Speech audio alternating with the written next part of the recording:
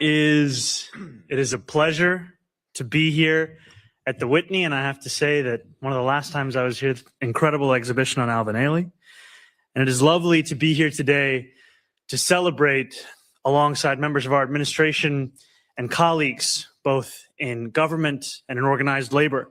I want to say first a thank you to Councilmember Gail Brewer, who has been working with DCWP on this issue for quite some time, as well as our Councilmember Harvey Epstein, a former colleague in Albany and now here in the city, who is the new chair of the Committee on Consumer and Worker Protection, and Rich Morocco and our brothers and sisters at HTC, who have long been leading the fight for dignity and decency when it comes to our hotels, as well as our commissioner, Sam Levine, who has been a champion of what it can look like to use the law as a tool for working people as opposed to a weapon against them. And most of the hardships that New Yorkers contend with on a daily basis make no effort to conceal themselves. When a bus takes 20 minutes to arrive, you feel that hardship when you're late to work or to school drop-off. When your fingers go numb as you wait, when your phone battery dies in the January cold, when you open up bus time and you see it's supposed to be there in 7 minutes and then it disappears and it's as if the bus was never there at all. But there is a specific kind of hardship that New Yorkers only reckon with long after the fact, when they check their credit card bills at the end of the month, or they dig deep into the fine print of a confirmation email that may be in their spam folder, because those imposing it do not want to be caught. I speak of the hidden fees that plague New Yorkers' lives anytime they have the audacity to book a hotel room, not only when they're in our city, but when they're booking that room from here for wherever they're traveling around the country. These fees go by many different names: destination fees, resort fees, hospitality service fees.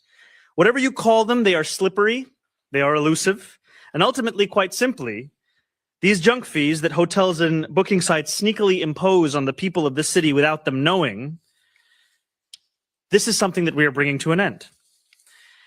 And what we see is in the 3 weeks since we took office, I have stood alongside our Department of Consumer and Worker Protection Commissioner Sam Levine several times to lay out an agenda and actions that would protect New Yorkers from greedy corporate interests that seek to take advantage of them. We've stood up to be champions for delivery workers whose hard-earned tips have been denied by the companies that employ them. We've signed executive orders to target junk fees that add costs to New Yorkers' rent payments, gym memberships, or concert tickets. We've created a citywide junk fee task force, and we've gone after the subscription tricks and traps that deceive our neighbors. Today, we are taking the next step in our efforts to stand up for workers and consumers as we announce DCWP's final rule banning junk fees on hotel stays. While this is built on the great progress achieved by the FTC at the national scale, our rule goes one step further, requiring transparency on mandatory credit card holds and deposits. This will protect New Yorkers when they make bookings both here in our city, as well as when they travel across the country. And it will keep costs down too for those visiting our city, whether they're coming from the other side of the country or from just across the river to visit the Whitney. As we prepare to celebrate the World Cup in mere months, a tournament that has already started to become defined by exorbitant costs that threaten to price people out of the world's game, this will help lower costs and dissuade any business that's operating outside of the law from cheating these kinds of customers. Because make no mistake, most hotels in this city do not employ these kinds of predatory practices. They have nothing to be worried about with this rule. Those who treat their customers fairly will not be affected. But to those who have long approached business as an opportunity to mistreat those who they serve, let today be a warning. If you do not change your practices, city government will change them for you. Life in our city does not need to be defined by hardship. It can be defined by costs that come down, by businesses that give you what you paid for, and by city government that New Yorkers know is actually fighting for them. Thank you so much. And now, Commissioner Sam Levine. Good afternoon. It is so great to be here. 2 weeks ago, Mayor Mamdani signed a historic executive order directing my department to lead a citywide crackdown on junk fees. Today, we are delivering, announcing a ban on hidden junk fees that would drive down costs for New Yorkers and for the millions of visitors who come to our city each year. These fees, often called resort fees or destination fees, as the mayor alluded to, are incredibly frustrating to consumers. Last year alone, our department received more than 300 complaints about them, and economists estimate that they cost New Yorkers and our visitors more than $65 million every year in wasted time. Political leaders have been vowing to address this problem for decades, but it took Mayor Mamdani to deliver. Today, New York City is implementing the strongest hotel consumer protections in the United States. We are not only banning hidden fees, but are also cracking down on surprise credit card holds and deposits, the first requirement of its kind in the nation. All-in pricing requirements take effect 1 month from tomorrow. I am proud to stand here beside the mayor, and it's telling that so many business, consumer, and council leaders and labor leaders are standing with us as well. They understand that hidden fees are not just a problem for tourists. They cheat honest hotels that advertise their prices transparently. They put frontline hotel workers in an impossible position, forcing them to absorb travelers' frustration over policies that they have no control over. And they damage New York City's reputation as a welcoming world-class destination. As New Yorkers prepare to host the World Cup this summer, we will show the world what it looks like when a city truly puts working people first. For DCWP, that means not only enforcing our junk fee ban, but also ensuring that visitors to our city are notified about service disruptions at their hotels and that corporations can't undercut hotel workers through illegal subcontracting. This is an administration committed to using every tool we have to make a New York City more fair and more affordable. Last week, we blew the whistle on a $550 million scheme to cheat deliveristas of their tips, announced a compliance blitz to make sure this would never happen again, and filed a major lawsuit to shut down a delivery app preying on New York's delivery drivers. And in the weeks and months to come, you'll see more actions by this administration to root out junk fees and drive down costs for the people of this city. We are only 3 weeks into this administration, but Mayor Mamdani is already proving the government can deliver on the promise of a fairer and more affordable city. DCWP is proud to be a part of this effort, and we will continue to show every day what it means to have a city government that truly puts working people first. Thanks very much.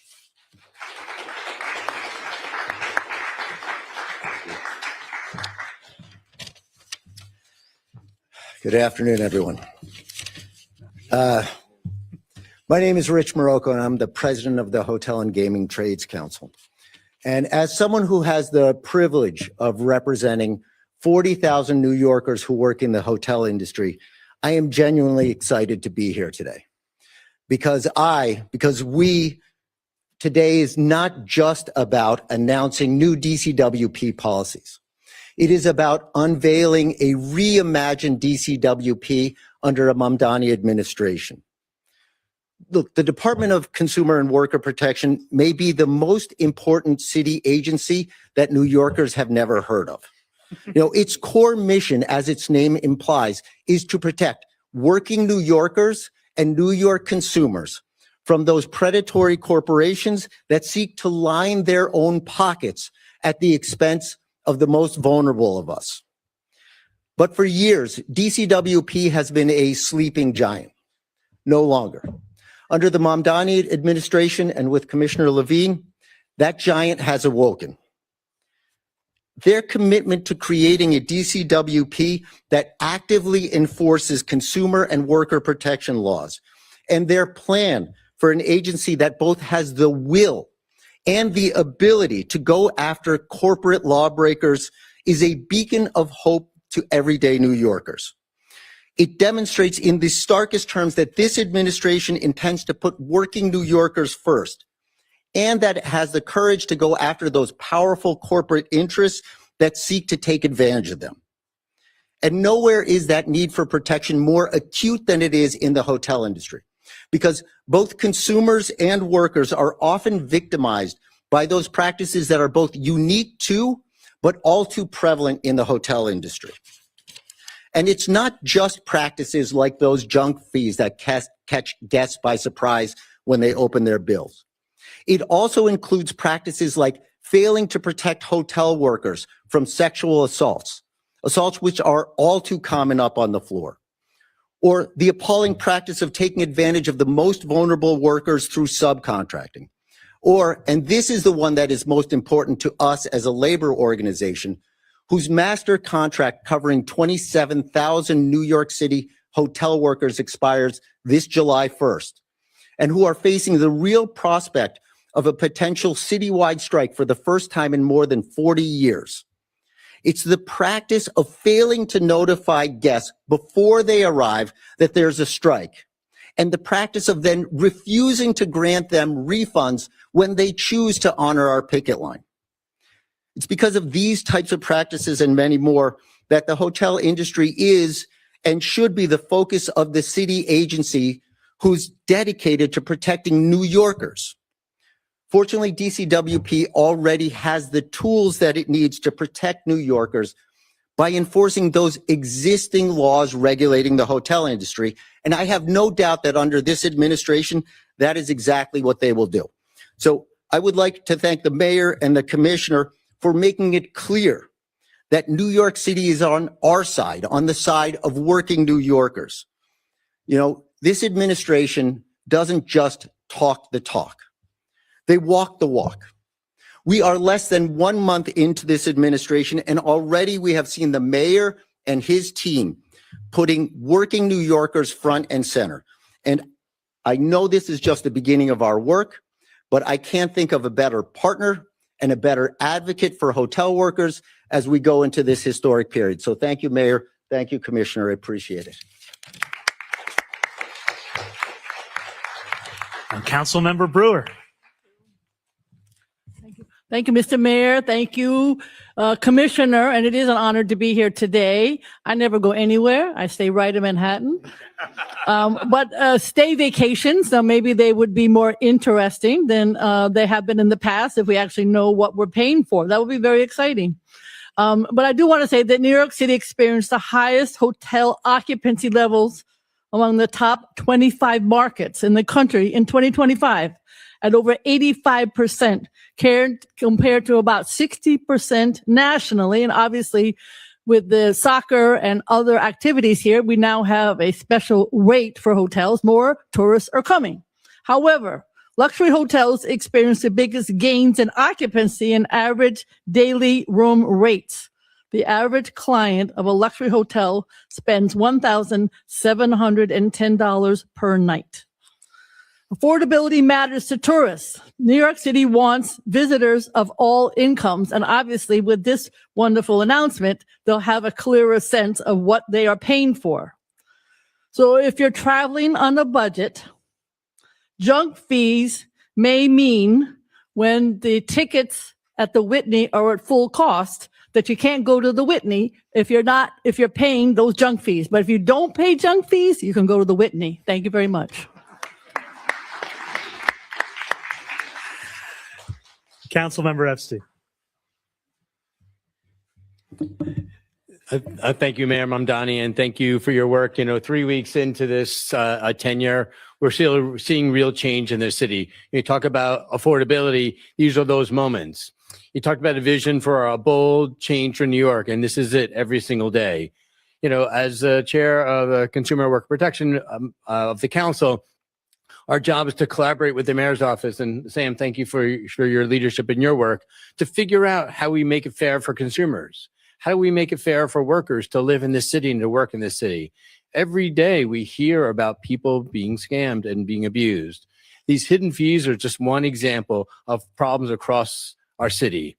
And we have the opportunity now with a bold new vision and a mayor who's unwilling to back down from powerful interests, willing to take risks and willing to stand up to say, this is the New York we believe in. This is a New York for all of us. And that's what these fees are about, saying, hey, if you're buying tickets here or coming here, we want to make sure that you're clear about these costs and those opportunities, as well as working with HCC Protect, the tens of thousands of workers who are in those hotels to make sure they have good, solid, union-paying jobs and have a fair opportunity to stay in those hotels and not be harassed. Across the board, this is a win for New Yorkers. This is the future of what New York looks like. And 3 weeks in, if we continue, and I know the mayor will continue to focus on affordability, This is what changes it for New York. This is what makes it available for folks, for my children who are afraid they won't be able to live here, or for other people's children. This is the New York for all of us, and we need to make sure it happens. This is a critical step to say we're not going to back down to whatever those interests are to make sure New York becomes more affordable for all of us. Thank you.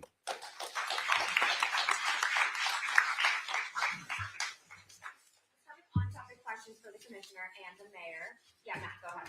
How are these regulations and rules different from what Mayor Adams proposed last year? And can you articulate the particulars?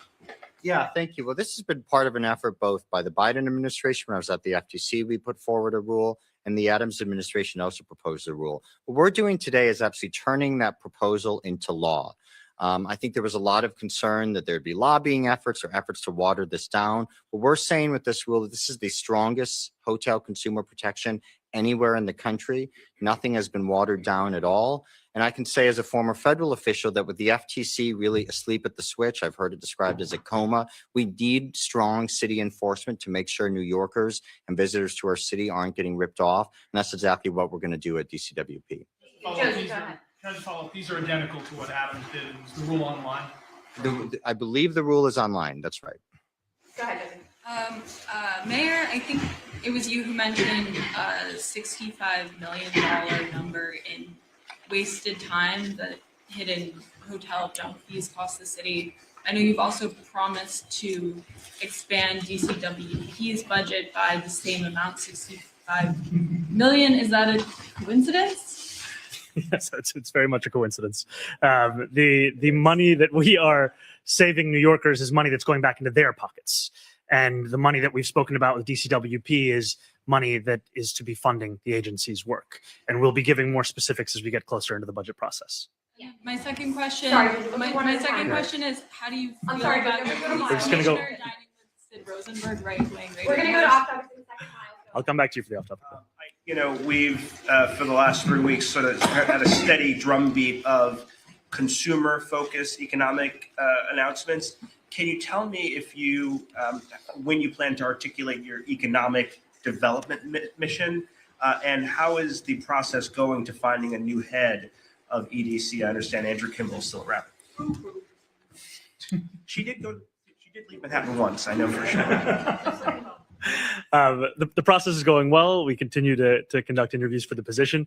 And we are an administration that is dedicated to the continued generation of prosperity in this city and ensuring that that prosperity reaches the lives of each and every New Yorker. So in addition to the policies we've put forward to protect New Yorkers and consumers and as workers, we've also put forward an executive order that directs every agency to cohere every single rule and regulation that a small business faces by operating in this city, with the directive to reduce those fines and fees so that we can make it easier for those businesses to actually survive here. The other point that I'll echo from Commissioner Levine a few press conferences ago is that there are a number of businesses that are following the rules.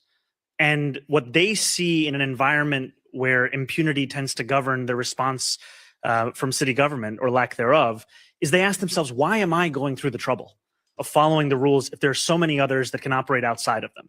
And so today is not just to hold bad actors accountable. It's also to say to those who have been good actors that we see the work that you're doing and you're right to do it, and we'll support you in doing so.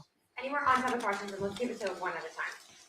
Go ahead. So you were talking about the World Cup and affordability, but right now, if you check the prices on hotels, for example, for July, they are 2,000, 2,000, 4,000, and even Airbnb is another issue, because right now, New York City regulations make that it's impossible to find Airbnb here. Everyone goes crossing the river to New Jersey.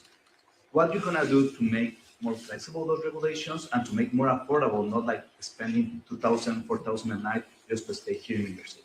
Well, the focus is on affordability is something that drives us each and every day, whether we're talking about the prices for a tourist to come into New York City or also what the cost of the game is to actually go and watch a World Cup match. I had somebody stop me on the street the other day and ask me for help to get them tickets for Brazil-Morocco. And I told them, I know rich Morocco, but that's as close as I can get to it. And he supports Brazil. But I think that this is one example of the ways that we are trying to make the city that's easier to visit, and also a city where it's easier for a New Yorker to take a vacation.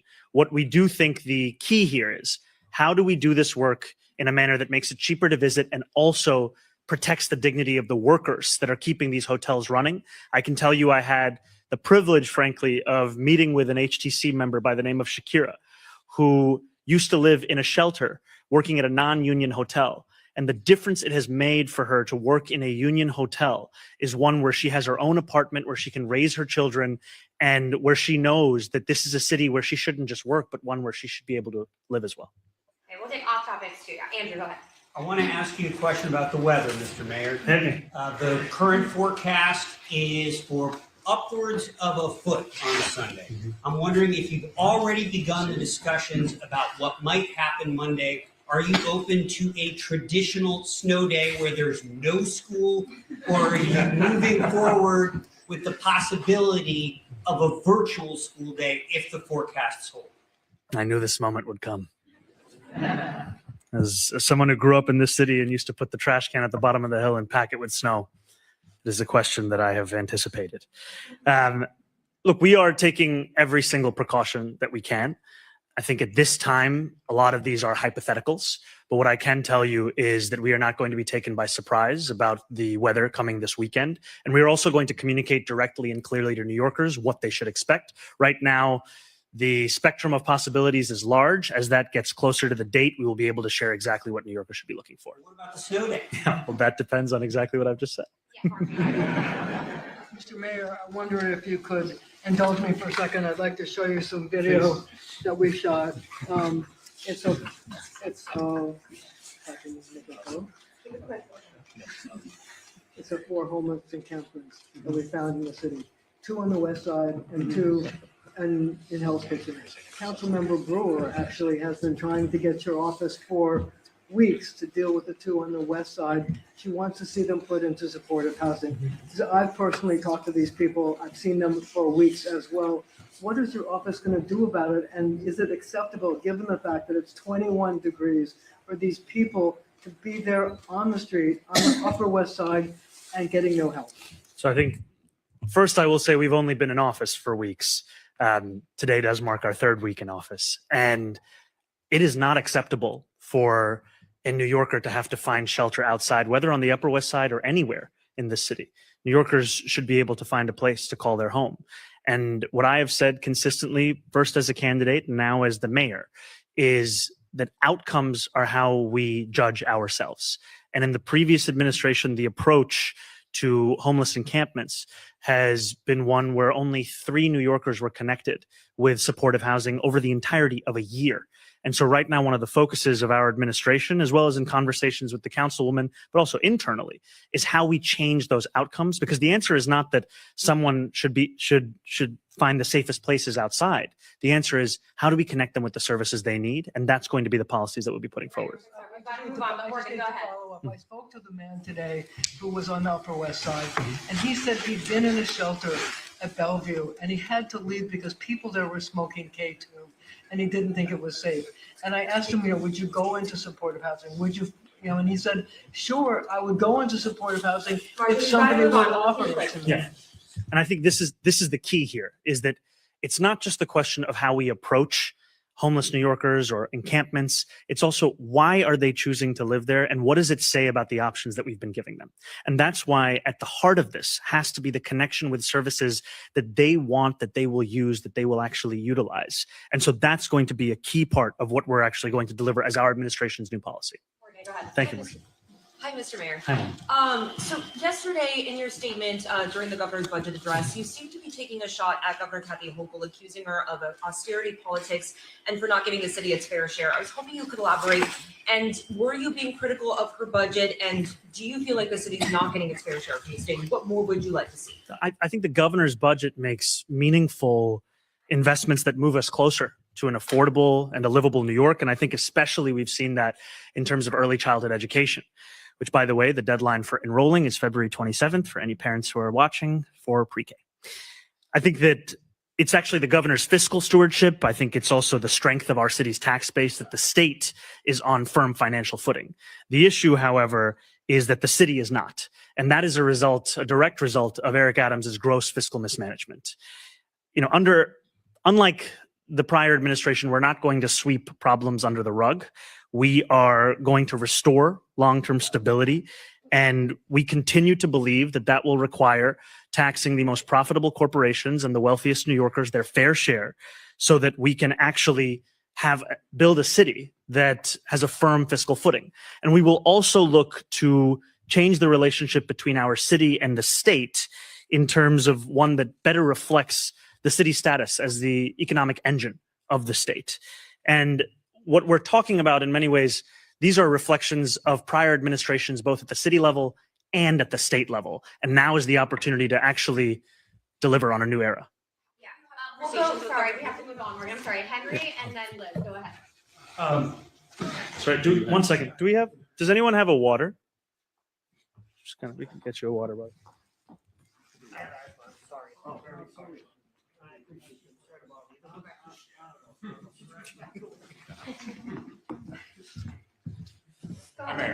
And if the question gets tough, just help me out again.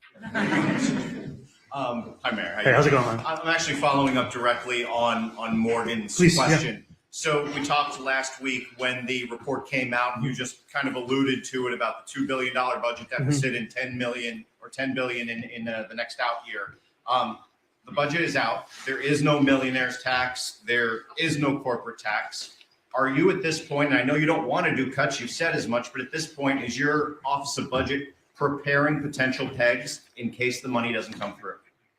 Our administration is preparing to make the case that it is the time for New York's most profitable corporations and wealthiest residents to pay their fair share. And I also was speaking about the relationship between the city and the state. To just put it into exact terms, the city makes up 54.5% of the state's tax revenue. It receives 40.5%. This is a reflection of then Governor Cuomo's decade-long effort to shift cost burdens from the state to the city. And so what we are looking to do is to tackle long-standing fiscal issues that both have to do with the need for more revenue from the highest earners, but also the relationship between City Hall and Albany. So you're Liz, not go ahead. preparing cuts just in case behind the scenes at this point, to be clear? That's not an order you've given? I think he answered the question. Let's go. The order is to continue to make the case. Thank you. Mr. Mayor. Hey, Liz, how's it going? There was a New York Times story yesterday that reported that your aides in December privately told the governor's team that they were willing to set aside the demand to tax the rich and wealthy corporations if you got the money for childcare. Can you confirm if that's true and elaborate what your position is to the governor on that? I'll say it again. I continue to believe that now is the time to increase taxes on the most profitable corporations that do business in New York and the wealthiest residents that call this city home, so that they pay their fair share, so that we can create a city that delivers for all of us. What we are talking about here is New Yorkers who make $1 million a year or more, increasing their personal income taxes by 2%. I spoke to one New Yorker just the other day who identified themselves as making more than $1 million. They said, "Is it true you want to increase my taxes?" I said, "Yes." And they said, "Why? How much is it going to be?" I said, "It's 2%. It's $20,000 additional in tax." They said, "That's all?" And I said, "Yes." And I think part of this is that there is a lack of understanding as to what exactly it is that we're talking about. And also that this has to be one part of proving to New Yorkers that every dollar they give to the city is a dollar they're going to see back in services. Because just as much as I care about public goods, I care about public excellence. I want to make sure that you can look at your tax dollars going in and you can see them coming back in the form of a quality of life that is unparalleled in this city and in this state and in this country, rather. So are you disputing the Times story? I'm very clearly continue to be supportive of taxing the wealthy.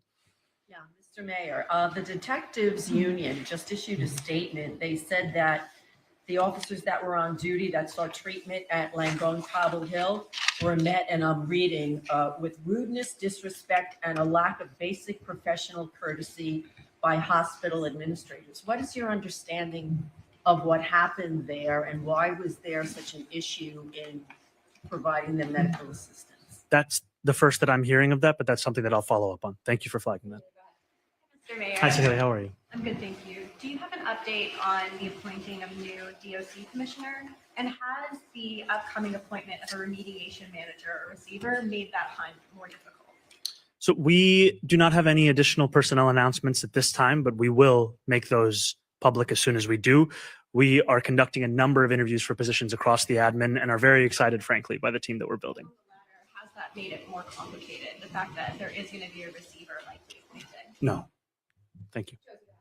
Hey, Yes, my previous that question, yes. how do you feel about your police commissioner, Jessica Tisch, dining with right-wing radio host Sid Rosenberg last night? I can tell you that of all the questions that I ask my police commissioner, who she had dinner with the night before is not one of them. And the focus that the two of us share is on delivering public safety to each and every New Yorker, and that's the work we continue to do. And do you have an update on replacing Zach Iscol? I know it's previously mentioned there's a snowstorm coming this weekend. Is there more urgency in cementing ahead for that agency? So I'm incredibly grateful for Commissioner Iskel's service and the work and dedication that he has done in preparing New York City for everything from extreme weather to fires. And I can tell you that in just the first days of being the mayor of our incredible city, there were 2 5-alarm fires consecutively. And each time that I got to the scene, I found Commissioner Iskel there.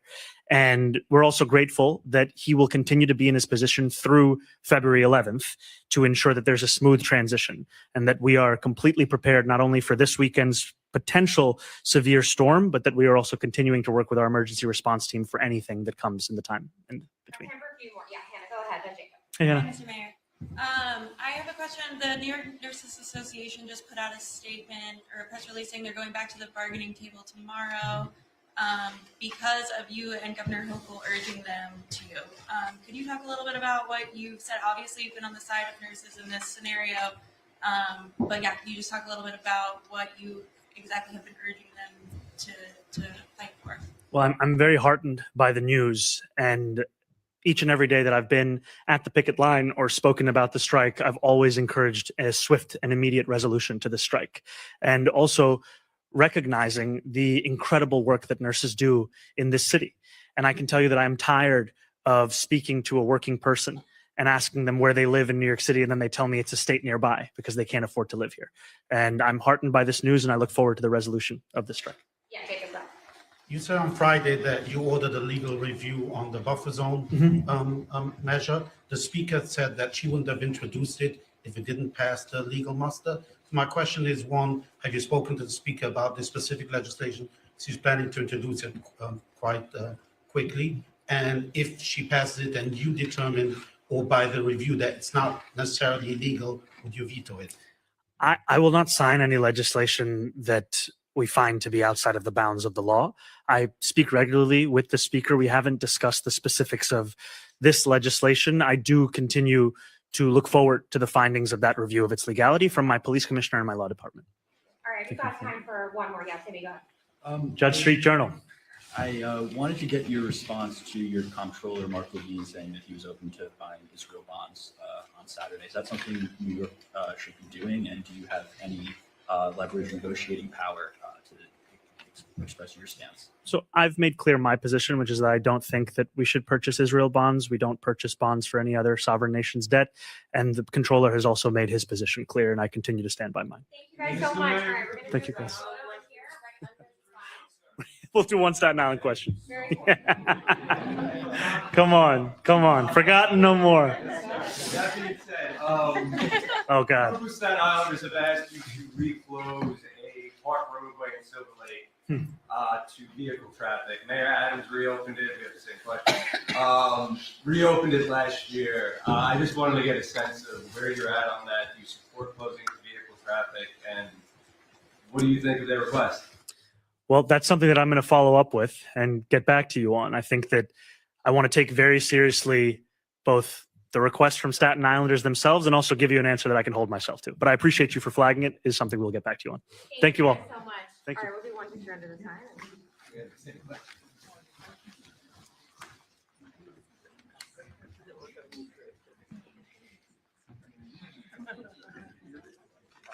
Swiftly. Thank you. It is lovely to be here today.